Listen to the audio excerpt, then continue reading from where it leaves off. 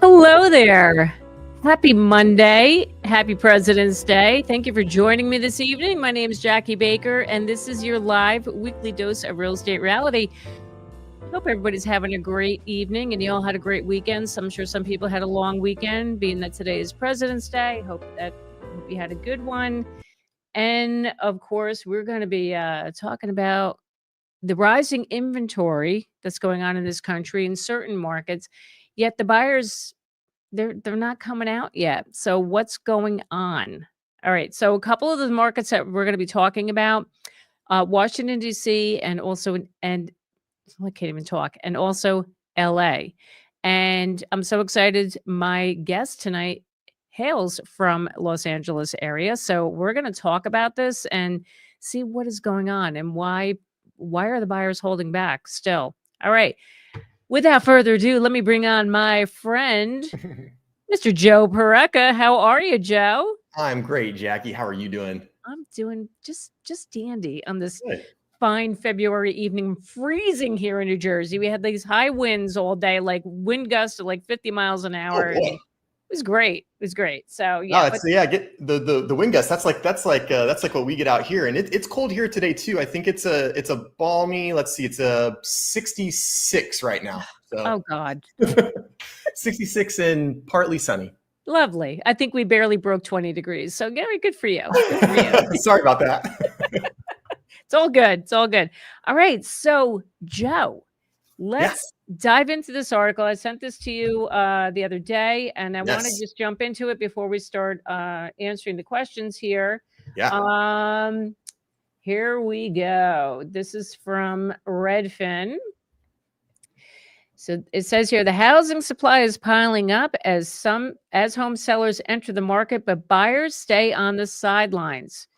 So just a little synopsis here. New listings are up 7.4% from a year earlier, while pending sales are down 6%. Sales are slow, mostly because of high home prices and mortgage rates. Okay, we all know that that's been going on for a while. Yep. In Washington, D.C. and other places with high concentration of government workers, Redfin agents report some buyers and sellers are changing plans due to uncertainty about their jobs. In Los Angeles, pending sales rose after 5 weeks of declines, possibly due to an influx of affluent buyers who lost their homes in recent wildfires.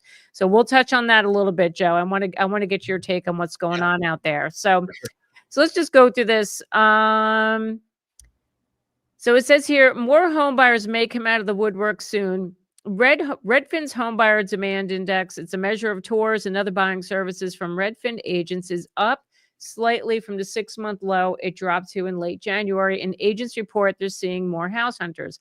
I met with a lot of potential sellers over the last few weeks. Listings typically pick up in March or April, but this year it's happening earlier. This is from Fernanda Crease, Redfin Premier Agent. Some of the sellers are listing because they bought just a few years ago and their home value isn't increasing as quickly as they'd like. So they're cutting their losses and moving to a less expensive home. Some are retirees who are downsizing. Buyers have been sidelined this year because of high mortgage rates and uncertainties surrounding politics and the economy, but some are starting to come off the fence. Redfin agents report uncertainty among buyers and sellers in areas with a lot of federal employees. Redfin agents in Washington and other places with high concentration of government workers report that the new presidential administration is impacting local housing markets. Return to office mandates for federal workers and uncertainty about whether certain government employees will keep their job are motivating some people to buy new homes, but discouraging others from buying or selling. So they have some quotes here. I recently worked with a couple who bought their dream home from me with me a few years ago, but now they're considering listing because they want to be closer to public transportation. They both work for the government and want a more convenient commute because they'll need to return to in-person work soon.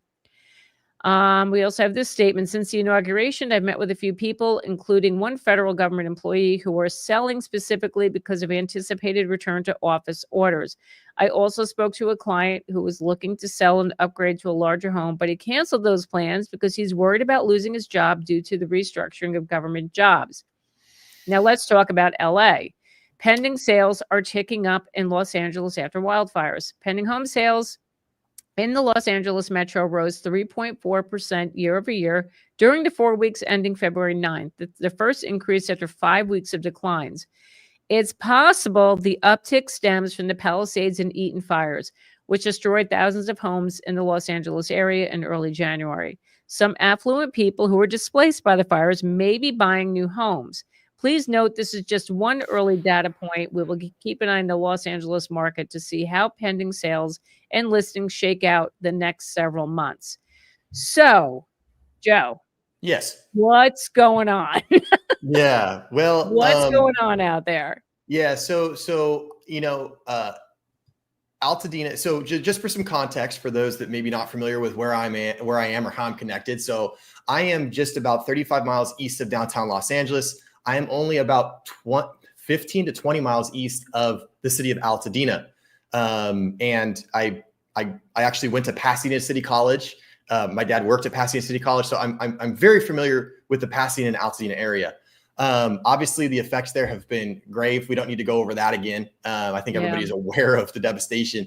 But I think that it's one of these things that I understand what the Redfin article is saying, and I get what they're sort of hypothesizing or proposing could potentially be the reasoning for these upticks in pending sales in Los Angeles.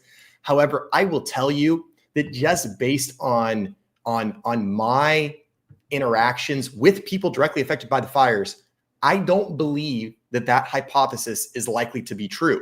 Okay. And I think that because, when we talk about Altadena and Pasadena, Altadena and the Palisades, a lot of people, their knee-jerk reaction is, oh, these are very affluent people and they have tons of money. They have so much money, it's coming out of their ears and eyeballs. They'll never have a problem. They'll be able to recover. And the fact of the matter is that is not true. A large majority of the people that lost their homes, remember there was something like, 7,000 homes lost. It's unreal. God. The majority of those people are not millionaires. Maybe they're millionaires because of the home that they owned and they had equity in, which is now burned to the ground. Yeah. But in terms of their disposable cash income that they could just go out and buy another house, that's a rare scenario for most people. Now, I will say that in the Palisades, there is more likelihood of those people being wealthy enough to just go out and buy another home. Mm-hmm. But for most people, that is not the case, especially in Altadena. Additionally, I think that people are forgetting the bureaucracy and the red tape that is behind insurance and insurance payouts. Right. Almost nobody has been paid out any money yet. I mean, people have been paid out for like interim housing and making sure that they have what they need right now to survive. But these big settlement checks that are going to allow people to go out and buy a new house, those have not been cut yet. That's going to be a while. It's going to be a long time. Yeah. Which is primarily why I don't think the hypothesis is true, in my opinion. I think what we're seeing now is we're seeing a little bit of movement from the fires. On the other side of the coin, I've had clients that have tried to buy a couple homes in the last month or two, and I've had listings in my office that have been for sale. And it is not uncommon to hear about someone from the fire who's putting in an offer on one of these homes. Is that every single buyer? Absolutely not. Okay. Is that even a majority of buyers? No, but they're out there. They're out there. I think this is more just of some timing. I think what we're seeing in these upticks in pending sales in LA is more of a result of just a little bit of seasonality, but also too, for a long time, for the last several years, people just haven't been moving. Lock-in effect, high prices, low affordability, insurance, and even more so insurance now. And I just think that it's a little bit coming to a head. And to be quite honest, 3.4% is not a notable figure. So I just think this is more along the lines of typical and perhaps some seasonality increases when it comes to pending sales. I don't think this is super related to the fires. That's just my take. Okay. No, I appreciate that. That's why I had you on here. So we want to hear from the horse's mouth. Somebody's got boots on the ground. They know what's going on in the market out there. So no, I appreciate that because you know how these the Redfins, Realtor.coms, they like to sensationalize and of course, like a lot of creators do, when Yep. we know, like they say, crashes are coming and all of that. So no, Yep. I'm great. I'm so glad you're able to clarify that. I mean, it's just god awful what went on out there, and I Yeah. can't even imagine. I can't It's even imagine that. it's still hard to imagine, and that's one of the things that I'm starting to understand how some of the people in North Carolina felt with the hurricanes and the storms, Yeah. and unfortunately, in America, we run on such a insanely insatiable appetite for news, and Yep. highly exaggerated news, shall I say, Yep. that one of the downfalls is that when major events happen, they come onto the scene. There's a big flash of light. Oh my God, this happened. And then they just go away. Yeah. And you just they fade away. And the next thing, the next plane crash, the next fire, the next disaster comes up. Exactly. And Yeah. so I think it's just important for people to realize that, I mean, today I had multiple people send me videos from Altadena showing the destruction, and we're over a month past. And so for the people in this area, it's extremely real still. Yeah. It's still, it hasn't gone away. It is still a ginormous mess, and it's going to be for a long, long time. Oh my God. It's so sad. That's so sad. I feel terrible, but hopefully they'll rebuild and recover. And, it's going to take a while. It's definitely going to take a while, Yep, but it is. It'll happen, like I'm, people think I'm negative here on my channel. Believe it or not, I'm an optimist. I always think, things work out how they're going to work out, and it's all going to be fine. So, I really hope these people can get through that process much quicker. But like I said, getting that insurance check, that's going to take a long time. So yeah. Yeah. And we're hearing about, every which way in the book where insurance companies are trying to deny people. I had one person tell me, oh no. I had one person tell me, and this is a good tip for people out there. And I've started to tell my clients this. So Jackie, you'll probably back me up on this. When I sell a home to a client, one of the first things I do after closing is I say, are you going to put your home in a trust? And it's really important, especially here in California. Every state's different, but if your home is not in a trust and something happens, then the state takes over and it goes into what we call probate. Right. And probate is a very long, lengthy process where the state says, okay, we're going to divvy up your assets because you didn't choose someone to do it. So we're going to do it. Yep. And for doing it, we're going to keep 30% of whatever we sell. So if you have a trust, you don't have to worry about that because you can say, oh, if I pass on, my firstborn son is going to take care of it all. Well, if your property is in a trust, but your homeowner's insurance does not reference that trust, some insurance providers are saying that they won't pay that claim because the insurance, the property is actually held in the trust and the trust isn't named on the insurance. So the insurance policy is not valid for that property. Oh no. Yeah. Are you serious? Yes. I mean, this is just insurance being insurance, right? They're trying to do everything they can to not pay. So for those people out there, if your home is in a trust, call your insurance agent, call your insurance provider and ask them, do I need to reference the trust on the insurance? That's such good advice. Yeah. Oh my God. Thank you. Oh my God. That's holy cow. Yeah. You just gave me an agita right there. Are you serious? Yeah. Because we're in the process of talking about that. Like we have to get, we got to get a trust going, and holy cow. I didn't even think about that. That's crazy. Something to think about. Crazy. So let's jump. The chat it's just on fire already. It's so lively. I love it. This is your favorite part, Joe. I know. This is my favorite part. I know. I love it. Let's see. Hello, Charlton. Welcome back. Todd Sachs is doing a video tomorrow at 10 about housing crash in Maryland, Virginia, DC. Probably tied to government firings. So, Charlton, I'm glad you're bringing it up. I was on a gentleman's live stream last week, Kevin Grolig. Kevin's a realtor down in Maryland, and he covers the DC, Maryland area. And he said just in the past couple of weeks, it has slowed a lot because of all the government people taking the packages and not returning back to work. They're starting to see it slow down. Like buyers are not. They're just, so that was the other thing I want to touch on was what the article said about the DC market. So yeah, this is happening because of all these federal workers, taking their package, not going back to work. And then we saw in the article that some people are now buying homes that are closer because they have to go into the office. So, but that is a real thing. And that came from and this agent, Kevin, down in DC. And he said, it's slowing down. So Charlton, you are, thanks for bringing it up. Cause that's what they're going to be talking about tomorrow on Saks Realty. So here we go. Philip Miller, thanks for being here. I'm 1 hour out of DC in West Virginia, hoping to sell in a year max, maybe this year, hoping to move to New England somewhere. Oh, I wish you luck. I hope New England's beautiful. So I'm a fan. I am a fan. Okay. AS, interest rate and uncertainty on how the public sector is going to react to the federal job grant cuts. Yep, you're absolutely right. Yep. People hate uncertainty just in general. They do. And then consumers really hate uncertainty. I mean, look, we saw what happened when we didn't know what rates were going to do in 22 and 23 and into 24. We had so much uncertainty with rates. People were like, no, forget all this. Like, I'm just going to shelf this for a little bit.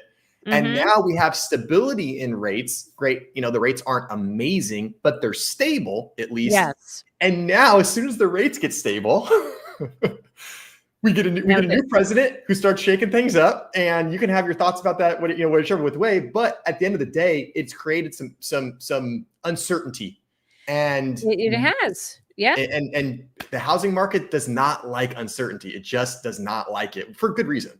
Oh, absolutely, absolutely. So I think we're going to be in a holding pattern again in 2025. I said this. Yeah. The end of last year and last month, like I think it's going to be more of the same this year with the housing market. I don't think. I agree. Maybe we'll see more of a correction in more markets in the country. Yes. Yep. But it's going to be more of the same. So Joe, I think I've shared this with you. I've been talking about this the past few weeks. Here in my market, it's still insane. People still want to move here. I know. I've been keeping up on your market because my brother's in your area. Yeah. And it just seems, I just saw some graph where New Jersey was like blood red when it came to like inventory levels. There's like nothing. There's like nothing. And people are huge bidding wars, crazy stuff, right? Yeah. Oh, totally. Like the 2 listings that I have, we have multiple offers within days. I think I said this. I don't know if you were on the last time I had. We did an open house on a Thursday night with this for the one property because this is a big investment property. We had 60 people come to that open house on a Thursday. Who would have thought? And my partner who listed it with me, she's like, no, trust me, this is a good time to do it. That's a good time for the investors. Everybody, it wasn't just investors, everybody came to see this property because it's just I feel like in our market, because there's no new construction, there's very low inventory, they're going to buy anything at this point just to get their foot in that town or just to get a house here in this market.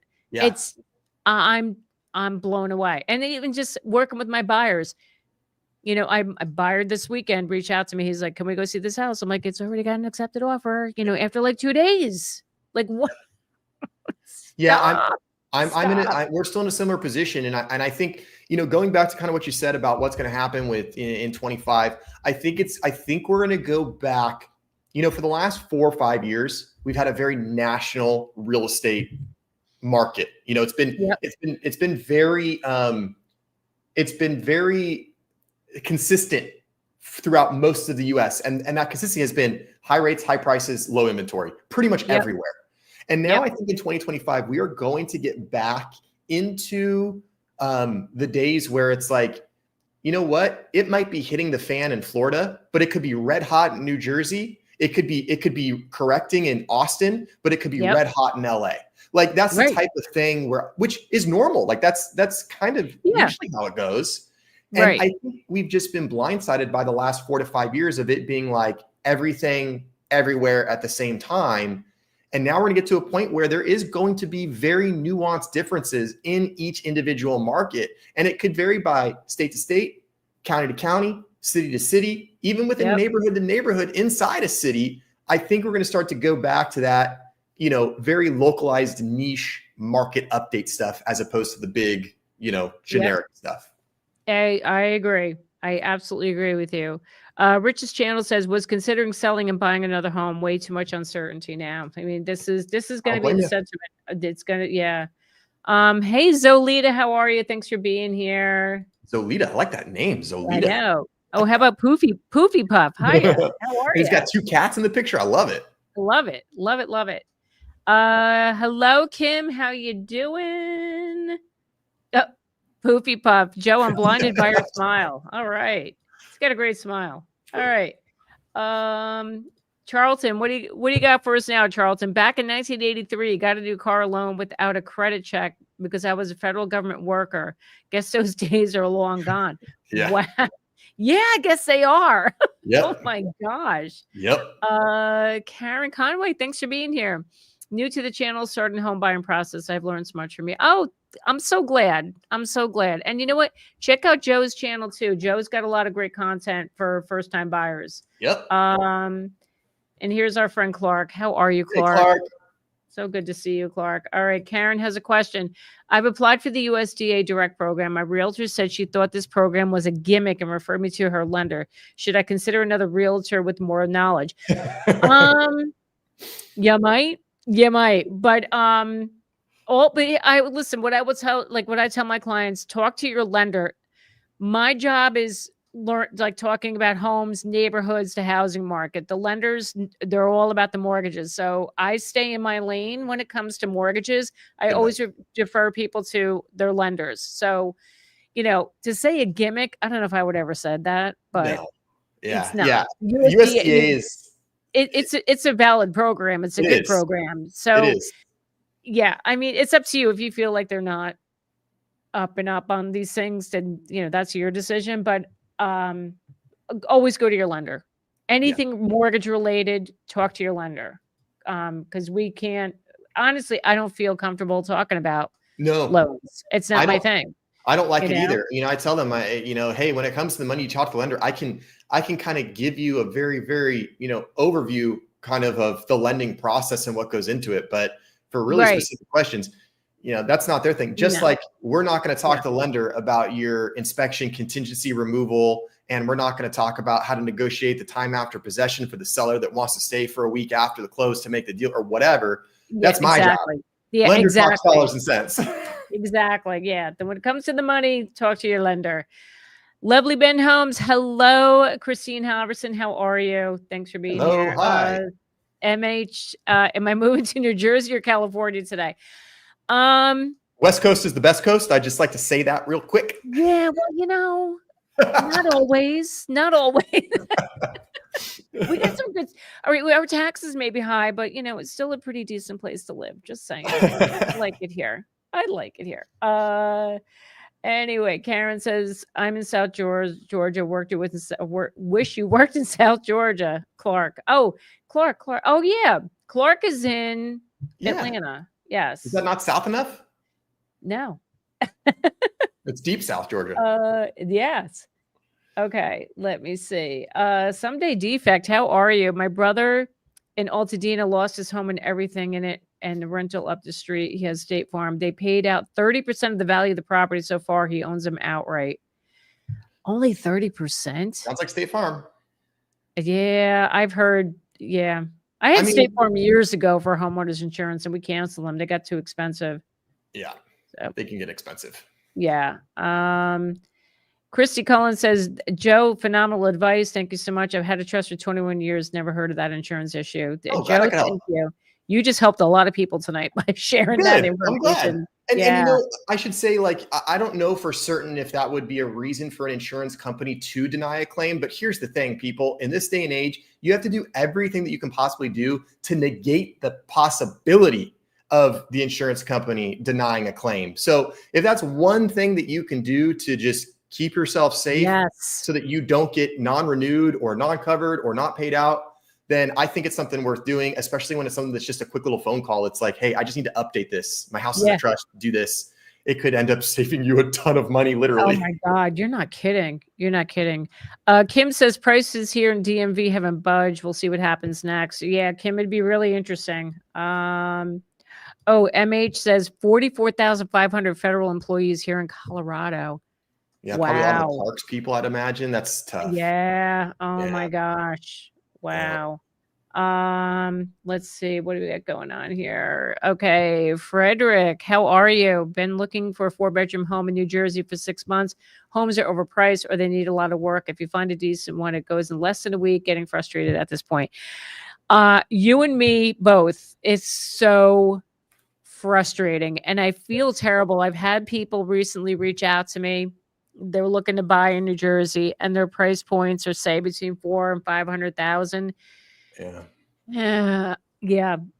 It's a It's tough tough. price point. It's a tough price point. I tell them like you have to, and they want to be closer. They want access to New York City. And so look, the reality is you got to be further out West Jersey Yeah. or South Jersey. And your commute's going to be 2 hours. So it's tough. I hear you. I feel so bad, but stay the course. It will happen. My clients, we closed back in October on their house. They were looking for 2 years and because they wanted one specific town. That was it. I mean, we looked in other towns because like, you know what? Let's expand the search, And we did, but then this house came up in that town that they wanted and it happened. So it happens. The house will be there. Yeah, and Have faith. I would agree with Jack. You just stay with it. Stay with it. It's hard, Stay with it. but it's worth it in the long run. And you will thank yourself because ask anyone who bought a house more than 15 years ago or 10 years ago, ask them how it worked out for them. And I guarantee you they'll probably be pleased with their decision. Absolutely. Pup Giant, thanks for being here. Any thoughts on Midcoast, Maine? Been renting it for 7 years. Want to move a little further up and buy the house. I can't speak to the market up there, but what I would do is get connected with a real estate agent in that market and see what's going on. Maine was hot for a while from the pandemic. Yeah, Everybody moved to Maine. That whole New England pocket got real hot during the pandemic. I think a lot of New Yorkers that were moving out. Yep. Oh, work remote. I'll go up to Maine and Vermont and that's that. And that's why all of our prices went up here in Jersey because they all moved out here too. So but Maine was a hot market. So Pub Giant, I would definitely, if you need a referral, reach out to me. You can, there's a link in the description box. I can get you connected with somebody up there if you are ready to make the move. Let's see. We got a lot of. I know there's lots of good questions and it's like the whole chat love it. Oh, love both of you from Miami. Welcome, Kim. Thanks for being here. I appreciate it. Always enjoy your live chats. Very informative, down to earth. Question to follow for you. Okay, shoot. Right. Here we go. Here's our question. I have a home that I'm listing soon. I get all kinds of comments from friends on the subject of leaving some pieces of furniture behind, or should I clear everything out? It's a good question. So if you're living in the house, I mean, if you're not, so let me step back. If you're not living in the house, but you still have some pieces of furniture scattered throughout the house, like say if you have a couch in one living room and there's no furniture in your dining room, or you don't have a kitchen table, it may not be a bad idea to get the rest of it out, because sometimes it does look better with just an empty house, because then people can picture their furniture. It's easier for them to measure and get a gauge of what it will look like for them with their furniture and their belongings in there. But if you're living in the house, no, I would leaving furniture behind, or should clear everything. So I want to understand too, if you're thinking about you selling and leaving furniture behind, that's a whole other animal. So I have this a lot of people, I've sold their homes. They like to leave their furniture behind, or they'll offer it to the buyer to purchase. I'm seeing this a lot. People don't want to take their furniture with them because they're going to a smaller home. They need different furniture. So that's an option if that's what you're referring to. That's what you're asking, right? It looks like she says down below, I'm back and forth there in the new home. So it sounds like she's kind of got one foot out the door there. Oh, got you. Yeah. So you know what? If you can, if it's not that much of a hassle, get rid of it. Yeah. If you're not living in the house. Yeah. In my opinion, I think staging is great. I think staging does help. But if you're at the point where you only have like a few pieces in the house and it kind of looks like awkward just having like one couch and like one bed, but then there's like no nightstands. What I would do personally is I would remove everything from the home, get the home cleaned, and then if you can afford to do staging, do it. If you can't, ask your agent about virtual staging, which is extremely cost effective. And if you do good virtual staging, it can look like it's real. And that way buyers will still be able to kind of see the space that's furnished, that's nicely furnished, that's fully furnished. But you don't have to go through the work of actually putting stuff in there. And then of course, when you list the property, just make sure your agent makes a note that the pictures are virtually staged, and buyers should, be prepared to see the home vacant, but look into that. I don't know how your MLS works, Joe, but here in Jersey, in my MLS, if we have to mark anytime when we upload the pictures to MLS, we have to mark, are any of these pictures virtual, or like before you can finalize, submitting them, you have to mark whether or not it's virtual. I love that. We don't have a requirement for that, but most agents disclose because we are in California. And if you look at someone wrong, you get sued here. So most agents are pretty good about just erring on the side of caution and saying something. Yep. All right. Oh, here we go. Got another question. Andrew Cooper, what are your thoughts on cryptocurrency entering real estate? Brokerages are beginning to move into the crypto space to allow transactions to be completed with Bitcoin. I'm not seeing that at all here in Jersey. Honestly, I'm not well versed in the Bitcoin cryptocurrency thing at all. I don't know how that would work, to be honest with you. Joe, what about you? You see that out there? Yeah, I dabble in crypto from time to time, and I'm not seeing it used a ton in real estate transactions, although it has been used. However, where we're seeing buyers use crypto is much more like a stock cash out. So, what the lender is saying, okay, you've got Bitcoin. Let's just say you've got Bitcoin, and let's say you bought it really early on and you got like 10 Bitcoin, right? So you got about $1 million, right? And in order, if you say, oh, I want to buy a house that's 500,000, you're not going to be able to pay someone 5 Bitcoin. That's not going to happen. Now, could it happen? Yes, it potentially could. If the seller and the buyer decide to put their deal together, and that's the terms of the agreement, I suppose so. I don't see it as something that brokerages are adopting to make it like an everyday thing or a common thing. For the most part, 99 times out of 100, when someone has crypto and they want to buy a house, that means they have to sell the crypto, pay the tax on the income because they're selling an asset, making money, paying the tax, then taking that money and buying the house with cash is what we're seeing mostly still. Will that change? Possibly. We'll see. Yep. All right. Well, thank you for your input there, Joe. Hard Luck 215. What are people's thoughts on USAA for home insurance?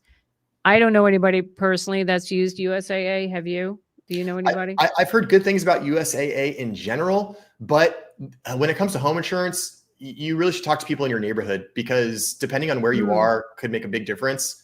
So I would ask other people that maybe are in your neighborhood or city that have USAA, how they've been and what their rates are, things like that.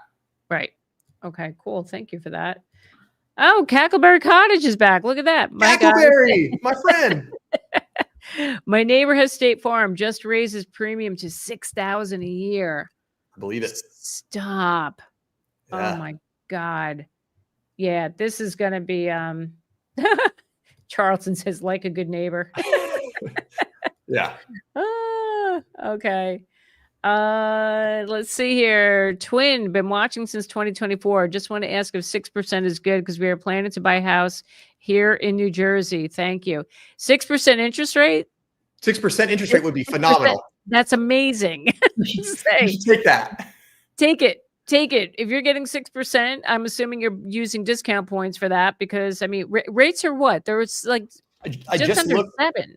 Right? I just looked this afternoon at Mortgage News Daily, which is the best one, I think, in my opinion. And I think it was like 6.98, 6.99. Yeah, it's like just under 7. So if you get it for 6, jump on that. Jump on 6. Jump on that. That's a good one. Okay. We have here, and Utah, forgive me if I'm not pronouncing your name correctly. As a buyer, I thought it was okay to work with 2 agents, but my agent made me sign a document, which I realized later was the exclusive agreement to work with her only. I'm disappointed. Okay, so this has to do with the settlement that happened last year with National Association of Realtors. As of August 17th of 2024, If you are going to be working with a real estate agent, you must sign an agreement with that real estate agent. And that could be however long, the term could be for 3 months, 6 months, a year, whatever you guys agree upon. But yeah, that is a requirement now. You have to have a buyer agency agreement.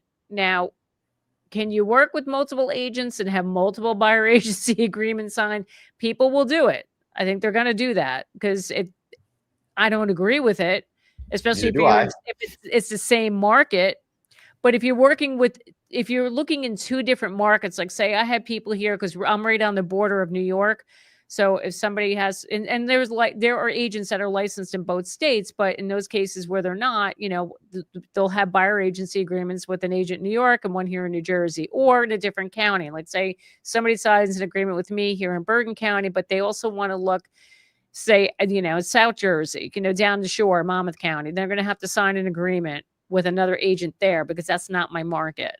I know it's frustrating, but I will tell you this because I had somebody I'll tell the story in a minute. If you're not happy with your realtor, you can absolutely cancel that agreement. You need to contact them. Send it in writing, an email to the agent and to the broker saying that you're unhappy and you wish to terminate the buyer agency agreement, and that will get you out of it. Now, I bring this up. I'm glad you brought this up because I want to bring this up. You guys might have seen my post a week ago. I had 3 people that wanted to work with myself and my partner here in New Jersey. And when we spoke to them on the phone or when I got the messages from them, they were telling me how they were working with these real estate agents and they were so unhappy with them, but they just, they stuck with it because they thought they were tied to that agreement.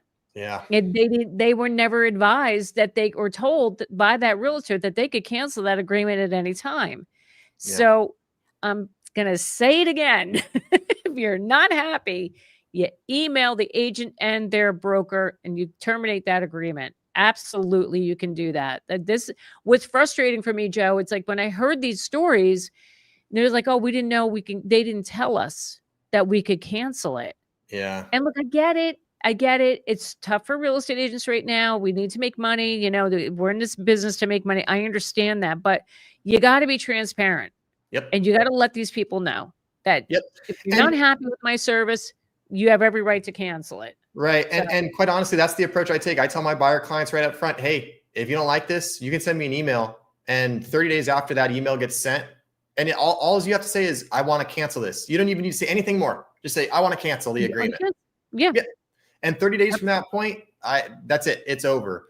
Right. And quite honestly, I don't want to work with a client that feels like they're obligated to work with me. I want to work with a client that wants to work with me because they value my expertise, professionalism, knowledge, all the information I can provide, resources, things like that. So in my opinion, I think agents should be very open and honest about that. And yes, please do not stick with your realtor if you feel like they're not doing a good job. Even if you don't, I remember I had clients one time that they were friends of mine. They said, Joe, we're really not happy with our agent and we're thinking about, kind of coming over to you and using you, but we just, we feel like this agent's done so much work that, we should stick with them. And I said, well, have they secured you a property yet? No. Okay. Well, how's their communication? Not very good. Okay. Well, when you write an offer, how detailed are they? And do they, do they provide you comps and all this stuff? No, they just send me a DocuSign. Okay. What are you doing? This was before they even had an agreement. This is before the buyer representation agreement was mandatory. Right. And people have this weird thing about just like, I love the loyalty. I respect the loyalty, but this is your home purchase. It's good to be loyal, but it's better to be with someone who's actually good over the loyalty. So I mean, that's my take on that. No, but I'm glad you said that because one of these people that was, voicing their disappointment with their realtor, I could not believe one of the things that she said that their agent did.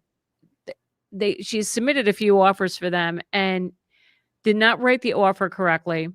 Never communicated how they wanted the terms of the agreement. Okay. Yeah. So what happened was she would get the agreement to sign right through DocuSign or whatever they use. And she's reading the contract and the agent wrote in the contract that they're waiving the home inspection. What?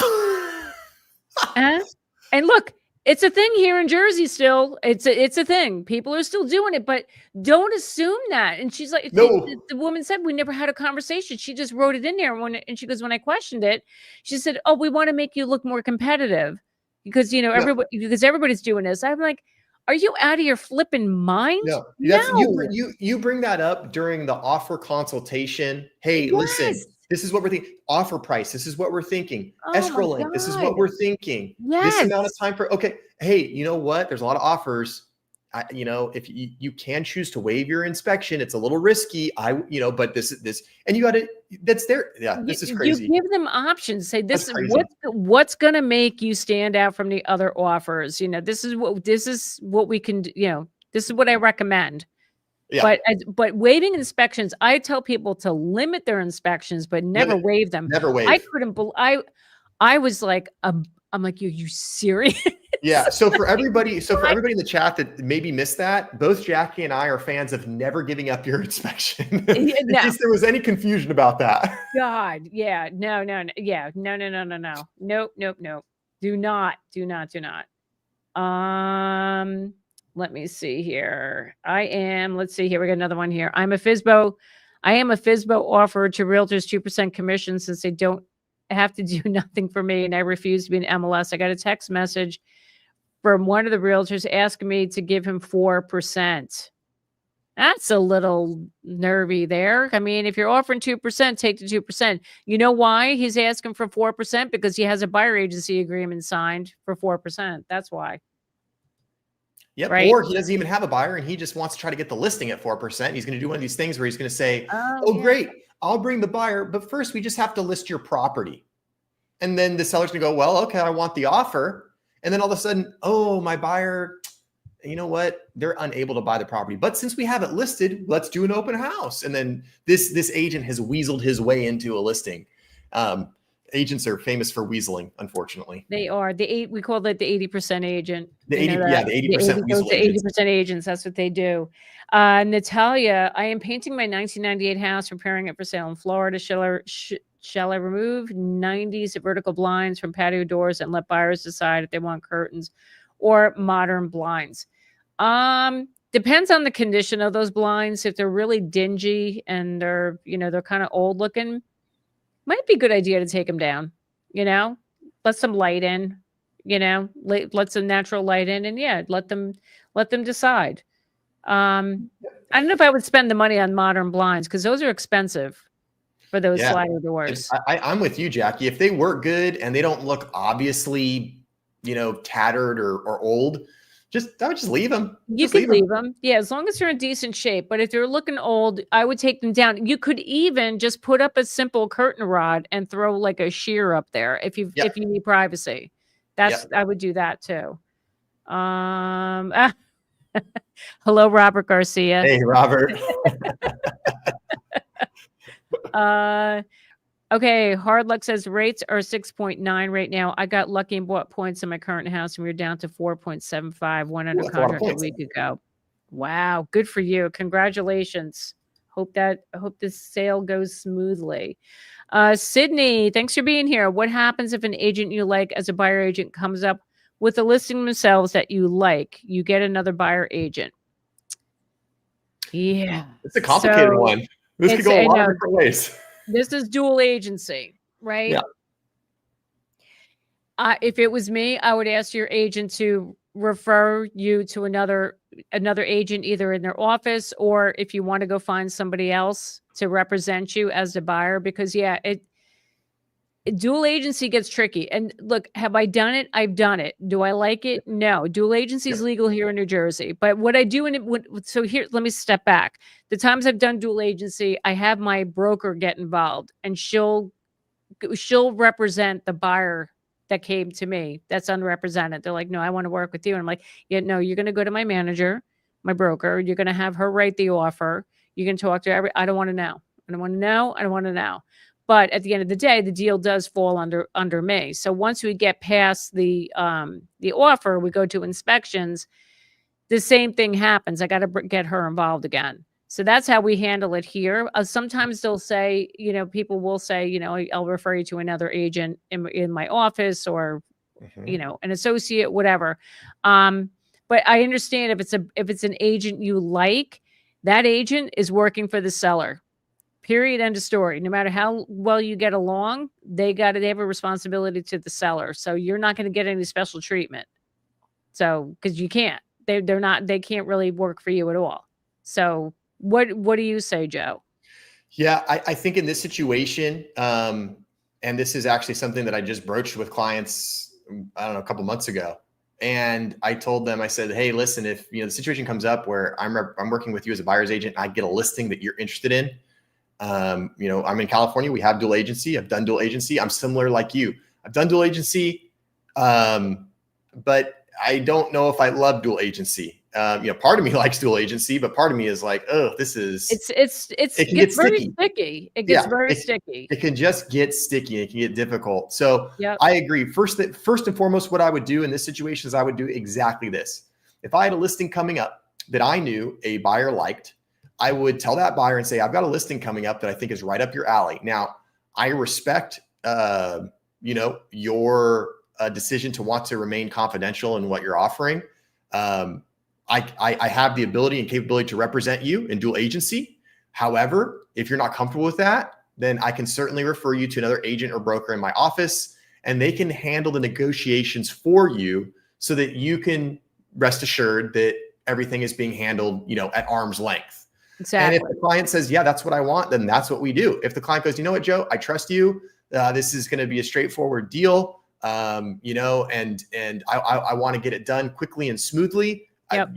Then great. Then I take care of it. So at the end of the day, I leave it up to my buyer client to see where they're comfortable. And that's what I think every agent should do. Yep. You're absolutely right. You're so smart, Joe. I've been around the block a couple times. We've been doing this for a while. Some realtors don't want to show houses if they're not happy with the commission. Well, look, they do. They're out there. They're like that. Listen, those are the weasels. They're the weasels. The 80%. And now it shouldn't really matter because the commission is not up to the seller to give anymore. So right. It's supposed to be represented by the buyer. So there should be no agent that ever hesitates at showing a property unless they're a weasel. Right. Let's see here. Paper roses. The small area market in the Midwest houses are going up in prices. What was 40, 50,000 in 2 months is 150,000. The market is off the hook. My loan offers is swamped. What's up with that? Well, you know what? Clearly there are cheap houses where your market is, and that's affordability is what's up. Right. People can afford it. Yep. Absolutely. That's why the prices are going up. Kim says, I just hired a painter to repaint my entire interior and repair the drywall. What neutrals are in this year? Oh my gosh.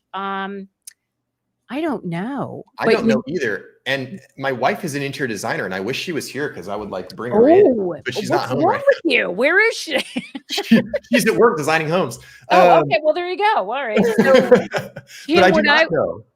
I don't know what's in for this year, but like a color that I have in my house, I think is it Benjamin Moore's Swiss Coffee? I think it's called. Yeah. It's a nice cream color. It's so pretty. When in doubt, Swiss Coffee. When in doubt, if you don't know for an interior color and you're just like, I want something that is like very neutral. Yep. Swiss Coffee is like the default for the interior wall color. I love Swiss Coffee. So Kim, you just give me a really good idea. I'm going to post something on the community page about that. I'm going to tell everybody I'm going to research what the color of the year is and put that out there to everybody.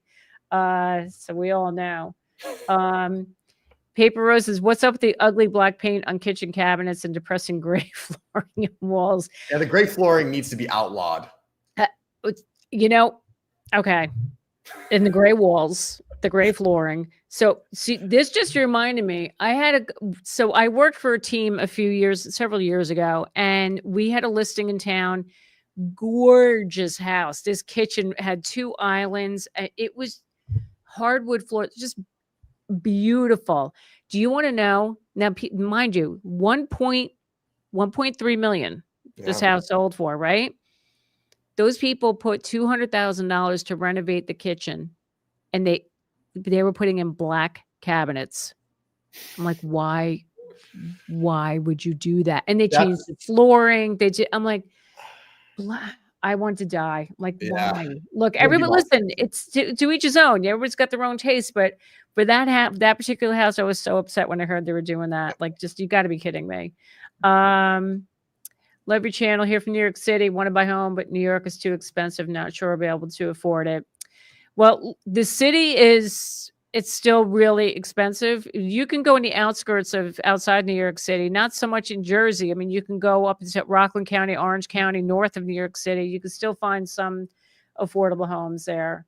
We have another question here. What are the implications of contacting a house listed for sale by the owner? Well, if this is your first time at it, buying a house, be very careful. extremely risky. Very. You don't know what you're doing, and you could get taken advantage of, like seriously taken advantage of. So be very careful of that. You can ask an agent to represent you. The agent needs to ask the owner if they'll be willing to pay the buyer's commission. So, Or you can offer to pay the buyer's agent commission yourself, and yes. then the seller doesn't have to worry about it. And maybe that's something you want to do. Maybe you say, hey, and this actually just happened with a client of mine, a good client of mine, repeat client, said, hey, Joe, neighbor might be selling their house next door. We've already agreed on a price, but we want a professional to handle the paperwork. So everything, is all the way that it should be.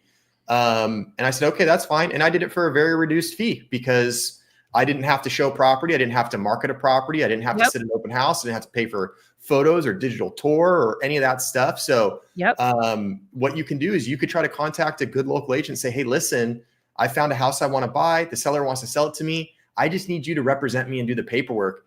And for the money that you're going to pay that agent is going to be very, very well worth the protection that you'll get. Amen. Absolutely. Paper Rosa said, I asked my loan officer about sale owner. So for sale by owner, he said it's risky and writing of papers is risky, taking advantage of. If it's your first time going at it, for sure. Absolutely. Get an agent. Yes. Clark says the seller I'm working with currently to get his house on the market, his contractor suggested a crush ice color paint. It's a soft light gray color. Ooh, crush ice. All right, we're gonna have to look that one up, Clark. I just went to go open a new tab on Google right now. Go look that up while we answer this question. Loco Souls Tuning Mods. Hey, thanks for being here. What is your opinion on this house in Parsippany, New Jersey, listed November 6th of 24 for $499, pending by November 21st, sure with multiple offers. House relisted this morning at $625. Seller got house in August of 2008 at $516. Okay.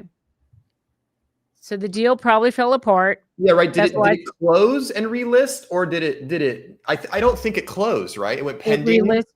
It relisted. So I'm assuming if it went pending November 21st, but the house relisted this morning, seller got the house, so August of 2008 at $516. Okay.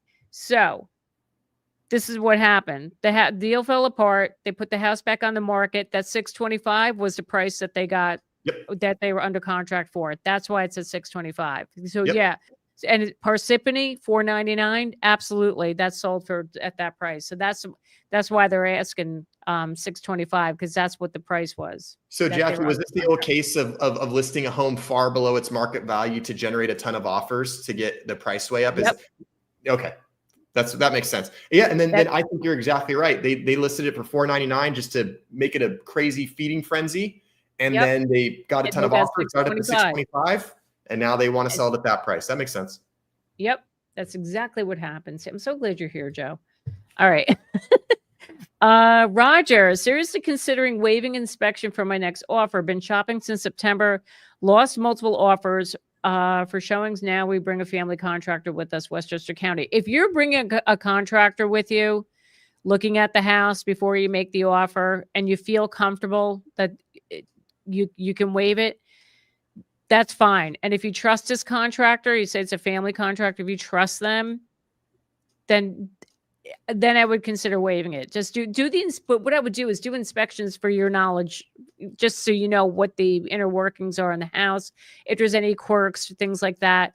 But if you do have a contractor, I think I've said this in my videos in the past, if you have a contractor walk the home with you before you make an offer and everything checks the boxes, they think it's a good house, then yeah, you can waive it. Just still a little risky because Yeah. you don't know what's going to come up. So, okay, quick story. So one of the houses that I had on the market, the deal fell apart last week. It's back on the market right now. And what the buyers said, they were going to waiving inspections, but they were going to do it for informational purposes only, yada, yada, yada. Well, P.S., they did the inspection, and apparently the buyer's father was helping pay for this house. So the father saw the inspection report, felt that they were overpaying for the house, and wanted out of the deal. Of course the father did this. This is such a buyer-father maneuver. It is. So, but we're like, but you signed a contract stating that it was for informational purposes and you can't back out of it. Yeah, but you know how they get out of it? They refused to send their deposit. They wouldn't pay their deposit. So they were in breach of contract there. That's how they're able to get out of it. Yeah. And we've seen that happen here. And that's why we no longer allow inspections until the deposit is in. You live and you learn, Jackie. You live and you learn. But you know what, though? Here in Jersey, the process here drives me insane. So in New York, so I used to live in New York. The way real estate works in New York, you do not go under contract until you do your home inspection first. So as soon as you get it, you make your offer, right? And they don't call it attorney review like we have here in Jersey, but but they use attorneys in New York. I forget what it's called, but that first step. But as soon as you make the offer, it's accepted. You have to do your home inspections immediately. Oh, wow. And once everything is ironed out there, they work out, okay, we're going to, whatever, they're going to give a credit, they're going to repair, whatever. Then they go under contract. Here in New Jersey, you have an offer, you get your offer accepted. You have a 3-day attorney review period. And then once that's done, then you're under contract. And then they do the home inspections. So my clients, the sellers of this house, now she goes, I don't care. The next buyer that makes an offer, I want the inspections done before we even go to attorney review. Yeah. Like if I like their offer, like I'll accept it, but I want inspections done. And I'm like, you know what? I don't blame you, because that's interesting. She got totally screwed on this deal. I'm so glad we don't have attorneys to muddy the waters here. Here, you write an offer, it gets accepted. You've got 3 days to get that deposit in. And if you don't have that deposit in 3 days, most listing agents are breathing down your neck. And now with low inventory, if we threaten to cancel you, buyers perform, right? Because if they don't have that deposit in 3 days, they're breach of contract. And they know if we kick them out, they got to compete again. And they don't want to do that. Right. Exactly. So we have 3 days. And then once that deposit's in, we have the inspection within the next probably 4 or 5 days. And then, we know. So, always risky to waive that inspection contingency. But if you're confident. Exactly. If your contractor, if they're really confident the house is a good house and there's no issues, then yeah, I would do that. That's an amazing tip. I've been going to see houses by my own, as my agent is always busy. I started wondering why I had to pay them. Reduced fee just for paperwork sounds great. So yeah. You might have to do that. Let me see. Here we go. G Matt Dog. I like that. I like that handle. My realtor was randomly paired with me when searching for rentals online years ago. Last year, he helped us get our dream forever home. Got lucky. He's been great. Glad I'm done with the home buying. Good for you. I'm glad that worked out. Congratulations. You lucked out. Getting a good one. You did. Yes. Robin, do you think necessary to sell your house and rent for a bit in order to be in a position to be able to be ready to buy a home in competitive area in New Jersey? If you're up for moving twice, you might have to, because you're going to be, it's going to be tough. It's going to be, if you're into moving twice, I would do that. I'll be honest with you. So this way you had the money, you had the cash, boom, you're ready to go. But some people aren't right. They don't want to do that. They don't want to move twice. I don't blame them. But if you're Yeah. okay with that, then I think that would work out well. Corinne, as a last resort, you could still back out for informational inspection, but lose earnest money, right? Yes. Yes, you can. I want to get this question here. Kim, hey, how are you? I'm thinking about buying a house in a town near Cherry Hill, New Jersey. The issue is the sold comps range from 200 to a little over 500. Any ideas how I should make an offer on a house? So look at that house and look at the comps. And when you're looking at your comps, you want to make sure you're comparing apples to apples. Okay. You want to make Yeah. sure it's the same number of bedrooms, number of baths, and you want to look at the condition of the homes. Okay. So if the house you're buying is a little more updated than the ones, the comps that you see, that you're probably going to be paid whatever they listed it at. If the price is a little higher, then that's probably, it's in line with the market. But if you're working with a real estate agent, have them run those comps every which way and sideways to make sure that you're offering the. And I will say a $300,000 spread on 200 to 500 for comps is a lot. Yeah. So, I don't know if you're pulling those comps yourself or your agent provided you those comps, but if the house that you're looking at's around 400,000, I can't imagine a $200,000 to $300,000 house really being a comp for that property. So just do a little bit more diligence in that, because 500 is over twice the price of 200. It would be different if we were looking at a property that was 2 million and one house was 1.8 and the other house was 2 million. There was, some price difference there. That could make sense. But you definitely speak with an agent about making sure you're looking at the right comps and making the right adjustments, like Jackie said. Yep. Clark says, I've been noticing some sellers putting their house on the market at prices that make no sense to the market. So then I call the agent and ask them, how did you come to that price? You know what? Do you know what my answer is? Well, he says here, he wrote here, because I'm not seeing comparables to your numbers. Then they say, I'll send you over the comps, and no response. They go ghost. But you know what? So Clark, I've been in this situation where a seller would say, well, I want to start at this price and see what happens. And if it's not too crazy, I'll agree to it. But I always say, if we don't get offers in 2 weeks, we're cutting the price. We're going with my price. And they usually agree with that. But when agents call me, they're like, don't you think it's a little overpriced? I would say, it's not my price. Yeah. As an agent, you should know if you have an overpriced turkey or not. And if it's overpriced, I don't take overpriced listings. I won't do it just because it's a waste of my time, energy, and effort. Yeah. But in the event that I do have a property that's priced on the higher side, I just tell them, hey, make an offer, bring an offer, and let's see what happens. Yeah, that too. I'll say that. Make an offer, because this way the seller will see this is what because I always tell them you tell them your home is worth what a buyer is willing to pay. So when that offer comes in, and it's under, or if it's the price that I said it was. I had a seller go, Joe, I think my house is worth 1.4 or 1.5. I looked at him dead in the eye. I said, it's closer to 1.2. And they were just like, oh God. And I was like, I'm telling you. Yeah. They go, okay, let's list at 1.250. I said, okay. We listed at 1.250. We had an open house, get a couple offers. The best offers were around 1.28 to 1.3. And I said, there you go. Your house is worth this much. It's not worth 1.5. Sorry. There you go. There you go. If exactly. It was worth 1.5, someone would pay it. Yep. All right. Another one question. I have a prime 1.8 acre lot in Parsippany. It has some wetlands, but can build up to 10,000 square foot home. They didn't get too much traction on the market. Any advice? It all comes down to your price. Yeah. Especially for vacant land. Yeah. For land. And when you got wetlands, I'm being honest with you, in New Jersey, it's challenging. A lot of people don't want to really deal with wetlands, especially if they're going to be building on it, because then they get the Department of Environmental, conservation gets involved. It's a lot. So make sure the house is priced accordingly with those wetlands on the property, because that's going to turn people off. I'm being honest. I've had it. I've listed a lot with wetlands behind it or surrounding it. It's a problem. Yeah. People don't want to deal with it.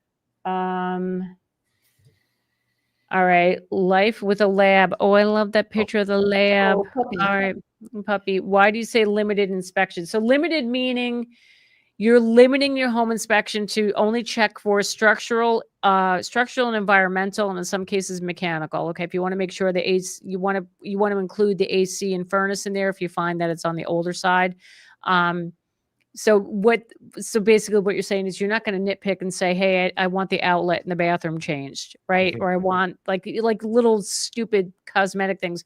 You're not looking for that. You're looking for the major issues. In fact, I just did that with an offer I wrote. The home was a little under 100 years old. My clients are like historic homes. They know that historic homes have quirks and they're not perfect. I told the agent, I said, hey, we're going to get an inspection, but just so you know, we are only concerned about health, safety, and structural issues.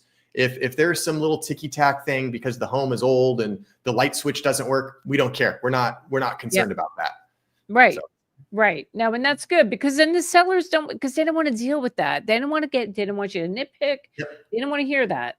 Try to find a guy that's building his career that's hungry for sales. Find agents from your loan officer referral. So are you talking about getting referrals for real estate agents? So what I will also say is get referrals from friends. Coworkers, ask around who they used. Word of mouth. Cackleberry Joe, when we are ready to sell, I will get my house on the annual home tour and put out for a for sale sign. We will get 400 to 500 people through it in one day. You can do the paperwork. Sign me up, Pack. I'm here when you need me, and then when you make that move to Prescott, we'll get you figured out. There you go. I love it. Love it. Love Good it. to see you, Cackleberry. I love it. That's awesome. Cat O, have home buying rates gone down at all? The interest rates are down a little bit. They're just 100%. Yeah. They're down 1/100 of a point. That's cool. 1/100 of a point. They're not up. They're not up. They're not up. They're down a little bit. Let's see here. Propagander. I like that name. Isn't inventory about to increase? In some markets, they are. Some, places like here in New Jersey, not so much. It's not happening. Yeah. All right. Just want to make sure I got everybody because it was lively. It was lively. It was, and I was trying to keep my eye on it. And I think you got all the major ones. I think so. Yeah, we got this one here. Moon Goddess here in I can't speak tonight. Good God. Here in Fairfield County, Connecticut, the average house is $720 to $750. We are trying to get a home for myself, my daughter, and fiance, and these need big time work. Bathroom, kitchen, I know. Same here in Jersey. Like if you a $400,000 house, you're gonna for the most part, they're gut jobs. You got to put a lot of work into them. It's insanity. It's insanity, I tell you. Yep. Let me see here. What Paper Roses, do you see FHA interest going down, and what is it now? What is FHA right now? Let's find out. Let's find out, shall we? Can we both simultaneously turn to the Google machine? Here we go. That's looks like about 6.84. So it's about 1/10 of a point lower, but you're gonna have to pay PMI. So you might get a slightly better rate, but your PMI is going to be another extra $100 to $250 a month, depending on your loan amount and credit. So it's kind of a wash. It is. Yeah. I don't think there's much of a savings with that. No. In fact, it seems like most lenders are recommending people to go conventional to ditch the PMI unless you have credit issues. So if you've got good credit, you're probably still going to want to go with a conventional loan anyway, because it's probably going to actually be cheaper in the long run. That's right. Forever, always, for always, forever, for life. When I'm ready, would you be able to refer me to someone in New York? Absolutely. The link down below in the description box. I'm going to bring that website up in a little bit so you guys know. Oh, that's a good question. That's a good one. Any red flags to look out for when house shopping, Realtor, homes? Yeah. This is a complex question. It's a We could do a whole live stream on this. We could do a whole red flag live stream. We really could. So Joseph, really quick, I did a video 2 weeks ago. Red flags that your dream home is a disaster. Start there, Joseph. Start there. Go watch that. And then come back next week to Jackie's stream and then ask questions about that, and we'll get you squared away. Absolutely. There's a lot. There's a There's a lot. But there's a lot. But with realtors though, there's another video I did a while back. Things you should never say to a real estate agent. Watch that too, because that goes into why you shouldn't say certain things. Because look, Joe and I have been saying, and I hate to throw shade on other agents, but let's be honest, there's a lot of shady ones out there, and you got to be careful because they're not good. They're not looking out for your best interest. And the worst part is some of the worst agents don't even know how bad they are. They just aren't good because they haven't been doing this long enough. They don't have the experience. They don't have the support. And you don't know what you don't know. There are agents out there that are malicious and they're terrible people, just like with any other profession, right? But then there are agents out there who don't know that they're not good because they just don't know what they don't know. So you got to be careful. Yep. What are realtor feelings about having a client who wants to use a VA loan? Do some realtors dodge dealing with those clients? I will tell you, it's not so much the realtors, it's the sellers. Yep. Because with VA loans, and I can speak to this because I just had this whole nightmare with one of my buyers who was a VA buyer. With the VA loan, when they do the appraisal, if they find things wrong, like say there's paint chipping off the window, or if there's lead paint, or if there's a railing that needs to be replaced, things that come up that affect the safety of the home, right? Then it's up to the seller. They have to repair that before closing, and sellers don't want to deal with that. So if they get an offer in hand, somebody that's putting 20% down conventional loan, and there's somebody with a VA, they could put 0 down, 100% financing, but they're completely qualified. But it's that appraisal that the sellers shy away from. And what's frustrating that I have found is the offers that I would submit for this client, and this happened to me years ago as well. The amount of realtors that don't understand what a VA loan is, it is mind-boggling. How can you not know what a VA product is? No, and it's a great product. It is. It has its little quirks. It has its little nuances, and a good agent should be able to anticipate and describe those. Yes. But I got news. If you have a good lender, it's not like, oh, you're using a VA loan. Your lender is the Veterans Affairs Association, where it's going to be some bureaucratic process. They're still working with a good local lender. They're just utilizing a different product for them that's going to allow them to take advantage of certain things that they get because they decided to potentially sacrifice their lives for our country, which they should get those. So I don't think it's like when I have a client that wants to use VA, I'm all about it.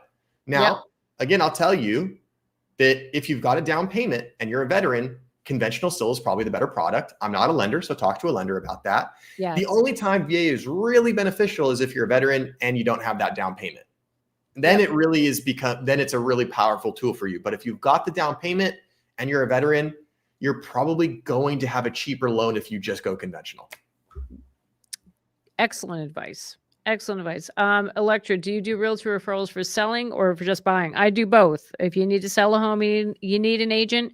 I just, somebody, a viewer, she hasn't been on for a while. This woman, Kate, she closed on her home.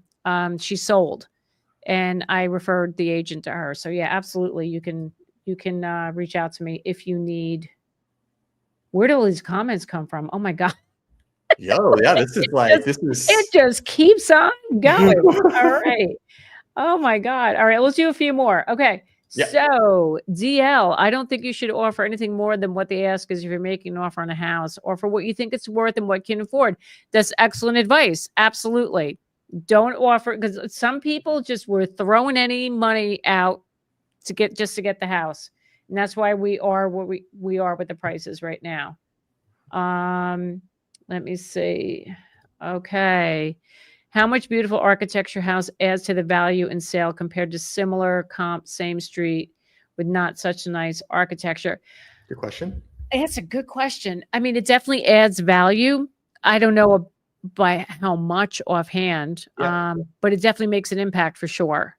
And I think it also depends, just like anything else, like the quality. When we say, okay, nice architecture versus not nice architecture, I mean, nice is obviously a subjective term. Beauty is in the eye of the beholder, right? Now, if it's very clear that one house is a higher quality than the other, then that will make a difference. Yep. But if one house just has, a bunch of, trim and molding stuck onto the side of the house, and someone's like, see, look, architecture, that's not gonna make a difference. Right. Navy Federal wants agents to pay for representing a member agent. Didn't like it. They have no down first-time buyers conventional for the family members. Oh, no down payment for the first-time commit. That's pretty cool. All right. Okay. Joe, oh my God. This has been, as always, it's been pretty freaking awesome. Yes. So listen, you guys, everyone who is watching, please go check out Joe's channel. If you are looking to move to California, he has your Claremont, like you said, he's east of LA. Go check out his channel. He's got awesome stuff. Look at those thumbnails. I'm so proud of you. I learned from the best. From the best. Including you. Oh, please.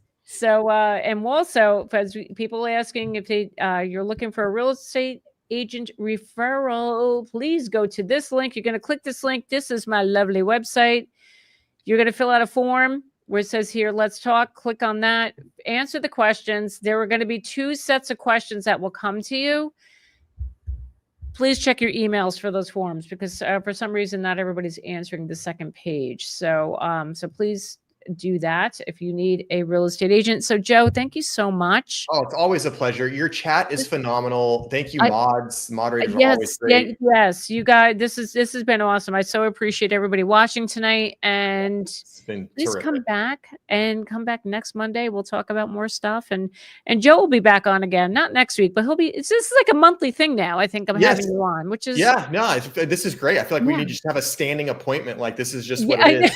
And if the chat has not gotten enough of me talking their ears off, I will do my live stream on my channel, very similar to Jackie's. We cover similar stuff, and that's going to be Wednesday at 6:30 Pacific Standard Time, so a little bit later for you guys on the East Coast. But for anybody that wants to jump into that live stream, it's on my channel, 6:30 p.m. on Wednesdays. I'd love to have you in the chat. Oh my God, that's awesome! Cool. One of these days, if you want me to come on, I'll come on. I'll stay up late just for you, Joe. Oh, really? Would you? I would. Oh my gosh. For you? Are you kidding? Thank you, Jackie. I'm going to take you up on that. You're going to have to make an extra strong coffee that day, because we're going to be going till midnight for you. That's okay. Hey, I love chatting with you. We'll do like a late show theme for that stream. It'll be like a late show. Yes. Yes, PST MH at 6:30 Pacific Standard Time for my stream on Wednesdays. Yes. Awesome. All right, Joe, thank you so much. Everybody, thank you for joining me this evening, and we will see you all next week. Have a good one. Bye.